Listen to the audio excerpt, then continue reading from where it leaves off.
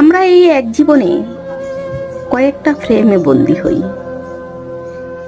তবে আমার কাছে আমার জীবনের প্রথম ফ্রেমই সবচেয়ে সুন্দর ও সুখময় মনে হয়। সেটা হলো মা বাবা ভাই বোনকে নিয়ে যে ফ্রেমটা তৈরি হয়, সেই ফ্রেমে থাকলে কখনো নিজেকে অসহায় মনে হয় না।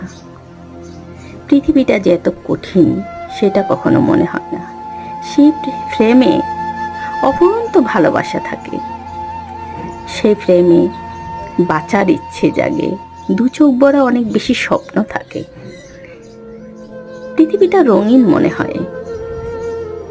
আর ধাপে ধাপে আমরা যতগুলো ফ্রেমে বন্দি হই না কেন, কোনো ফ্রেমেই ওই সুখ ওই শান্তি খুঁজে পাই না।